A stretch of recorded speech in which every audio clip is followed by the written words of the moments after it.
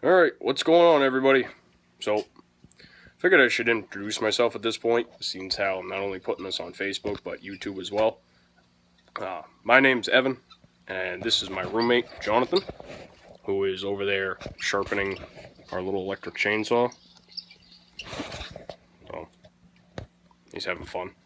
He dulled the shit out of it the other day, so he'll be over there a while. So basically what we're going to do today is we're going to give you the basic layout on how to turn with a lathe, the steps that you need to go through to pick your lathe, decide what you want to do, and also decide, if you're going to do it or not. So first off, I figure I should give you a little layout as far as how our workshop looks to give you an idea of what you need for space. Like I said, this is not something you do in your bedroom or a living room or something. This is messy. Makes a lot of dust, makes a lot of wood chips. So if you live in an apartment, unfortunately, this is not something you're going to want to do. Or if you do decide to do it, whoever you live with ain't going to be too happy about it, or your landlord. So to give you an idea, that's one bench back there. That's basically, you got our bandsaw and our drill press, our gluing station, and a little miter box there, just because sometimes we work late at night, can't always use power tools. Some clamps hanging on the wall back there. Actually, some of our clamps actually sit up on beams. Found that out the other day. Works pretty well. And then on the other side here, where Jonathan is sharpening there, we have our belt sander with our disc sander on the side.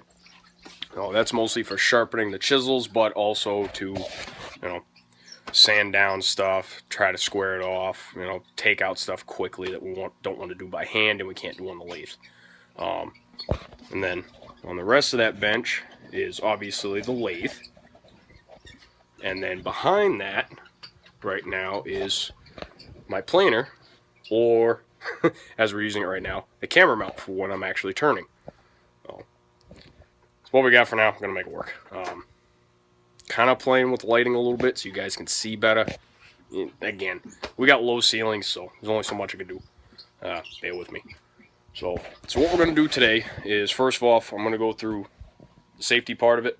Okay, you've got spinning objects, you've got sharp objects, you've got wood chips flying, so keep that in mind.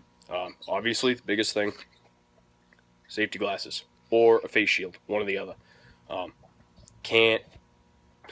Can't touch Python enough, okay? Save your eyes. Again, depending on the type of wood you're working with, if you don't do well with dust, or depending on the type of wood you don't want to deal with, the period, you definitely need to wear a respirator or have some type of dust collecting system. It's very, very important. It can be very, very toxic.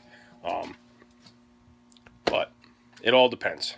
Like I said before, some guys will just wear safety glasses.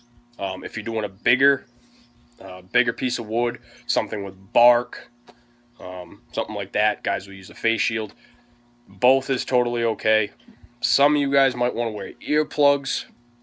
It all depends. They're making these lathes very, very quiet now, so you don't have to worry too much about noise. Dust collecting systems, the belt sander is actually pretty loud. I'll turn it on, but it's buried in stuff.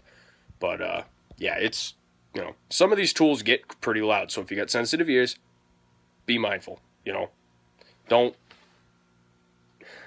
take it out of consideration. All right, eye protection, ear protection, and then of course breathing protection, if that's something that comes in a factor.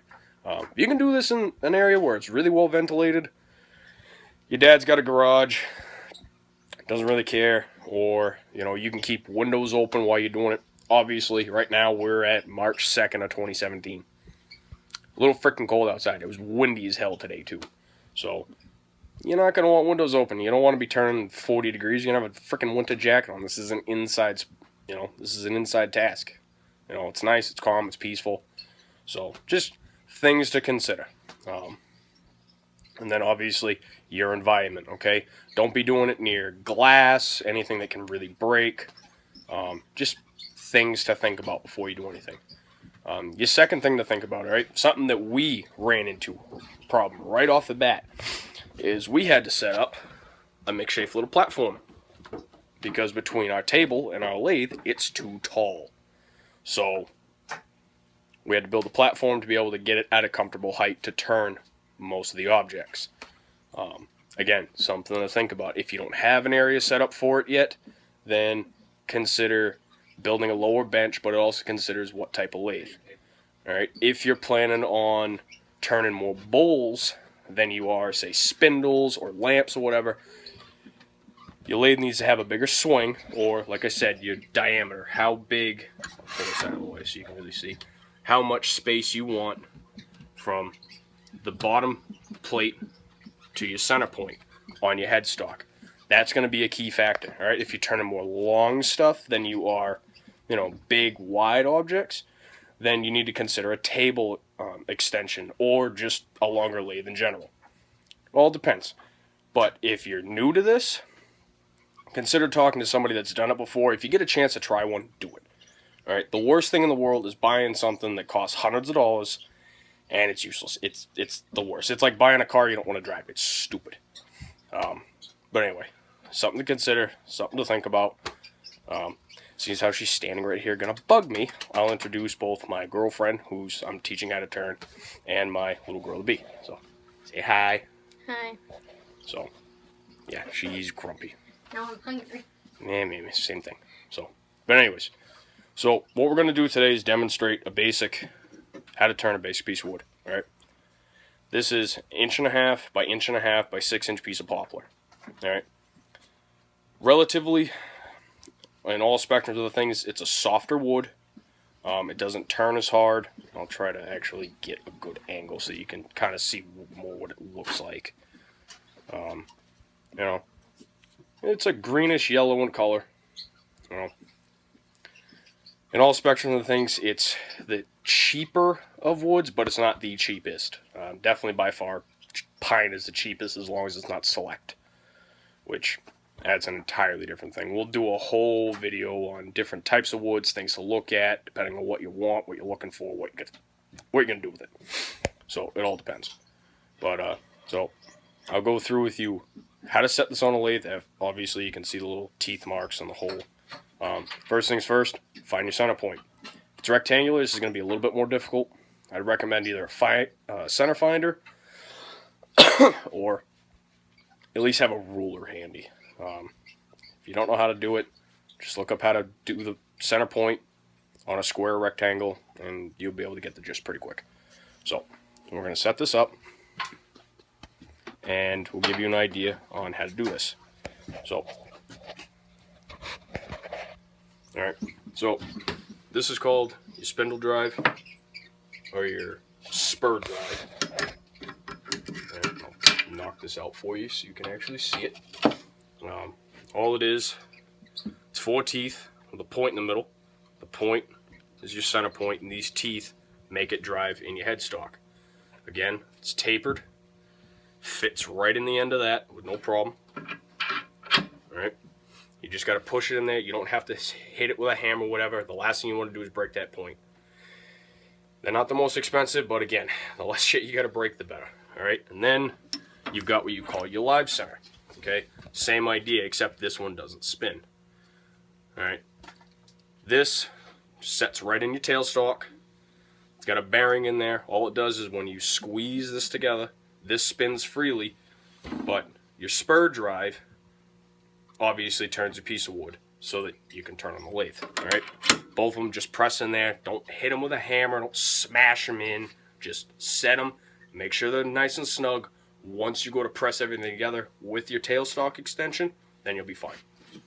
So, next step is, and we've already done it so you don't have to listen to banging on the hammer. You take your spur drive, you set it on top. Now, tap it in with the hammer until it makes the impressions of your 4 teeth. If you don't do that, this isn't going to spin. And trying to do it with a lathe, you're putting too much wear and tear on it for absolutely no reason. So, all you got to do is set this up. Take this, turn it in.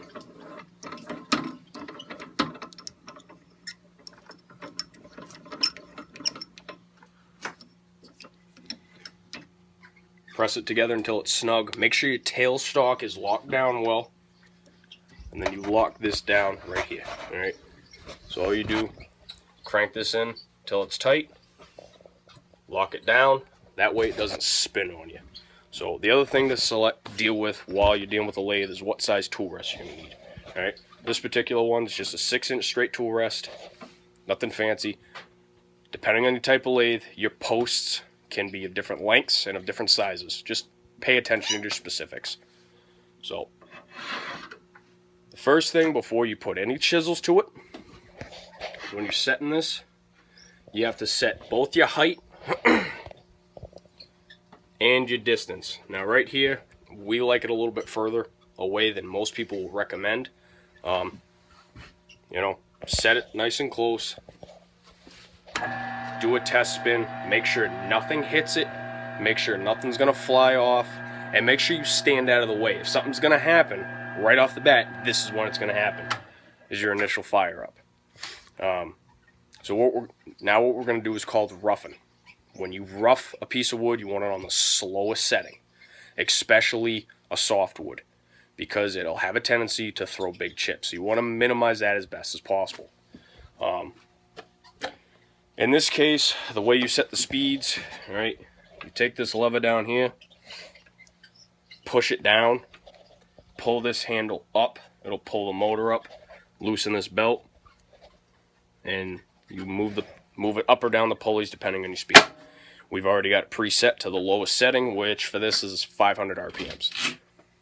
The slower the better when it comes to roughing. As you get into your project, you get into more and more detail, you go into sanding, all that fun, happy horse shit, you speed it up. But when you're roughing, you go as slow as possible. So, hopefully you guys will be able to see what I'm doing pretty well here, but I'll stop and demonstrate things as best that I can from this angle. But I want you to see how the wood changes, how the chips fly, you know, from basically how an onlooker would be looking at it.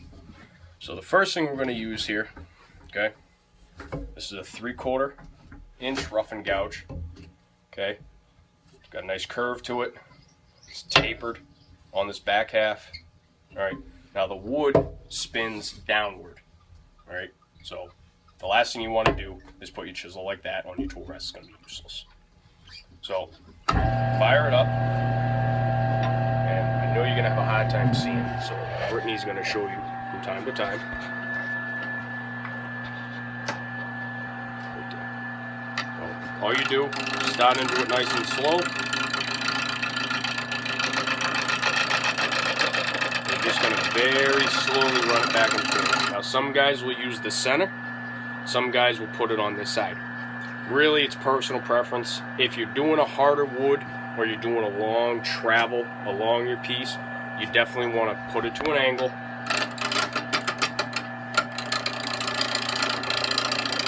And run it across.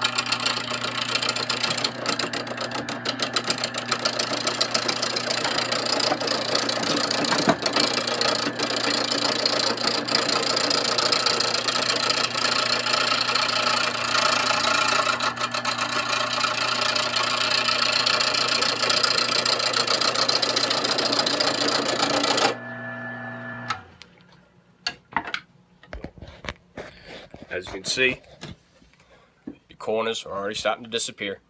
Alright, this, depending on the size of your piece, depending on how much prep work you do, I actually give you an example right here. This is a bowl that I'll be doing pretty soon here. Alright, your center point. Now, to make roughing a little bit quicker, I shaved off the corners on the bandsaw to 45. Makes roughing a little bit faster. It helps with balance factor. You turn a good size piece especially if it's rectangular or you're using a dense wood or it's just big. When you start it up, depending on the size of your lathe and depending on how heavy that piece is, it will cause your lathe to shake, which makes roughing harder. So shaving off the corners, cutting down your roughing time makes things easier both on you, less wear and tear on your chisels. Now, let me remind you, this is not a cheap hobby at all, okay? This particular piece is $400, all right? That chisel that I was just using, 60, 65, no problem. That's the low end, okay? There are guys that spend $700, $800, $1,000 on a set of chisels. There's some guys that spend anywhere from $700, $800 to $1,000 per chisel. Okay, it's not cheap. But these are also guys that this is how they make their living. They turn things for a living. They've got 5 or 6 of these things. They've got 300 or 400 different chisels. I mean, this is what they do. So, but I'll give you, I'll go through. I'm going to put this back on the mount. I'm going to rough it down, and then we'll get to the next step.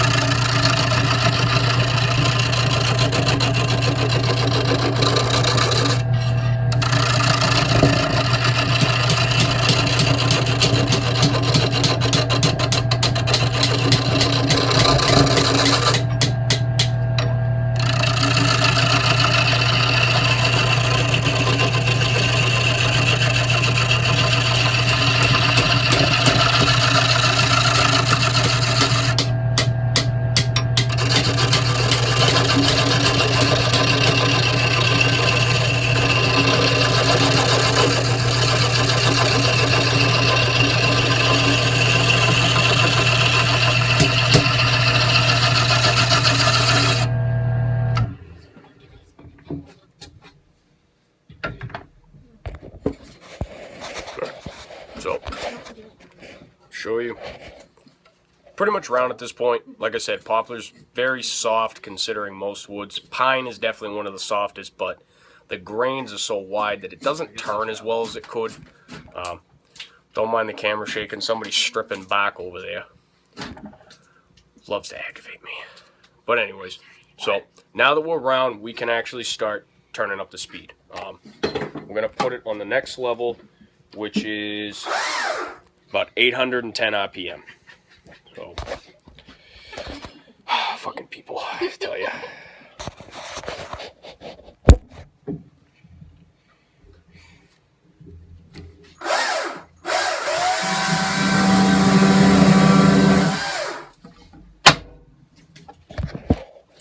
All I did, move the belt up here, move the belt up there. I don't know how well you can see that, but so all you got to do is move it up the pulleys. The ones on the headstock get smaller, the ones on the motor get bigger. Just increases the RPM. The motor speed doesn't change.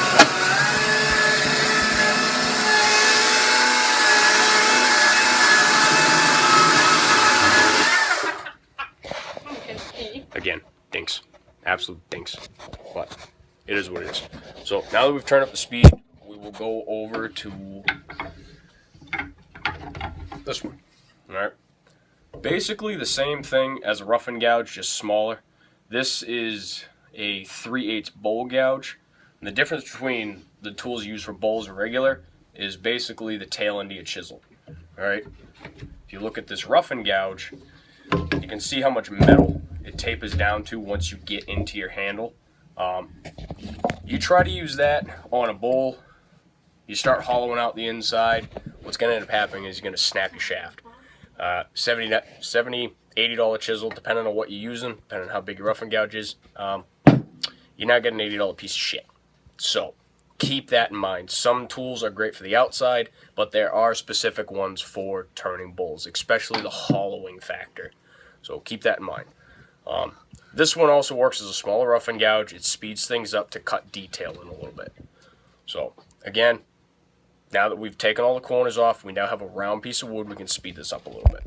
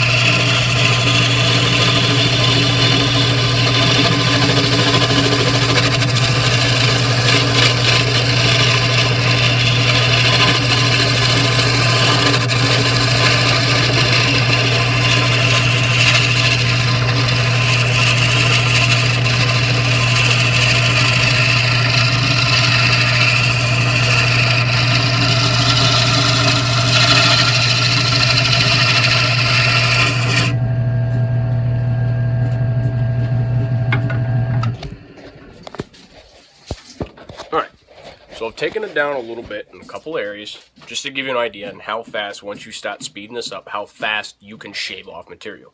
As you can see, we got a nice taper, and then this part we brought down just a little bit.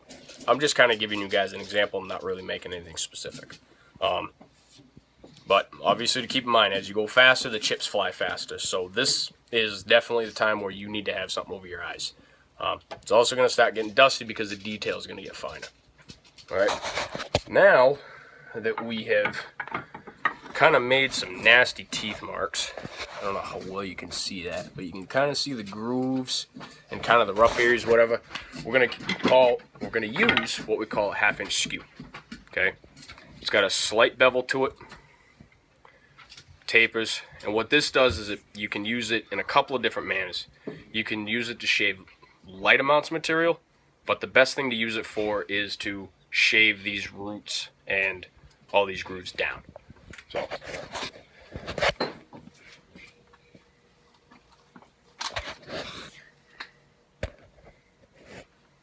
alright, the best way to use this, we've found so far, is to hold it at a slight angle, run it across the top,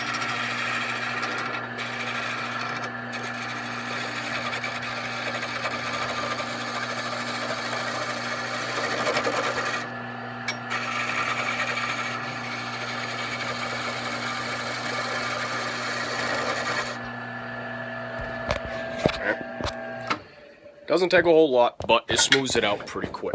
As you can see, that's an area I didn't touch. That's the area it did touch. All right, smooths it out pretty well.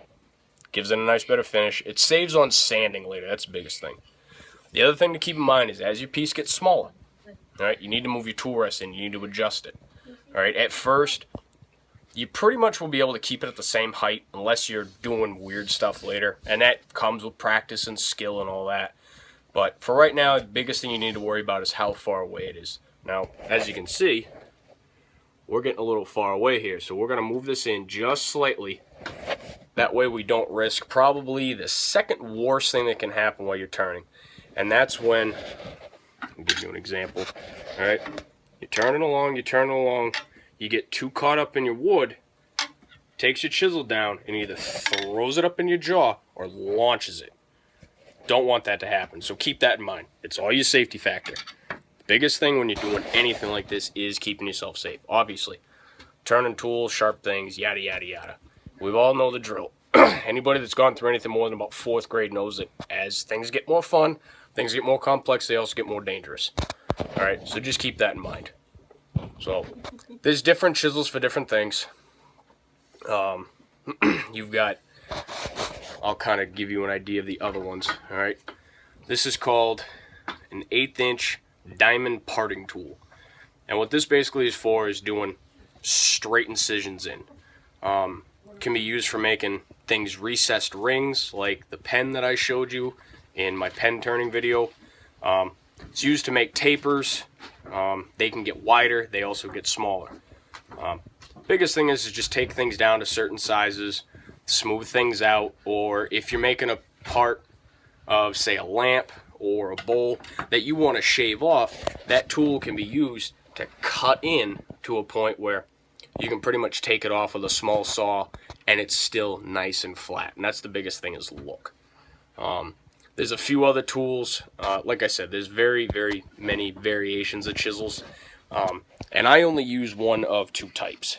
The other type that they make now is called a carbon or a carbide tip. And what they are is you have your regular chisel, but they have a little piece on the end that actually bolts on. And they're replaceable. The benefit to these is you don't need to sharpen as much, and God forbid the tip breaks, now you're only buying a $15, $20 add-on piece instead of a brand new, what could be a couple $100 chisel. Very, very effective, very nice. Me personally, haven't tried them yet. I will at some point. I'll give you my thoughts and feelings on it. But that's the very basics to a lathe. That's the most basic thing you need to know, is basically your setup, how to decide what you want, and you decide what you want to do. If you're turning a pen, you don't even need one this big. You could actually get a smaller one. But I can tell you right now, once you start doing this, the last thing you're going to want to do is do smaller projects. As you continue into this, you're going to want to do bigger things.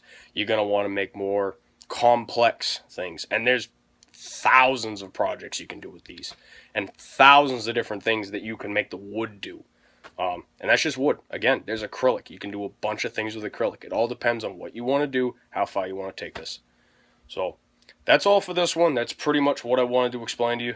I'll do another one that's strictly on different chisels, and then we'll give you a demonstration on how to use a bowl chuck, how to set up for it, which was kind of a learning curve. And as we experiment, I mean, like I said, I'm not very old. I'm turning 24.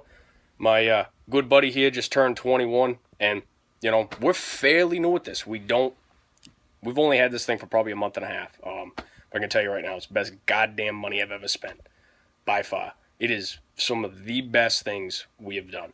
So until next time, my name's Evan Bates. I'm John. All right, and yeah, we'll catch you guys next time. And just on a PS, what he was carving and shit is this sucker right here. So this is a single piece. What do we say this was? A red pine? Yeah, single piece of red pine.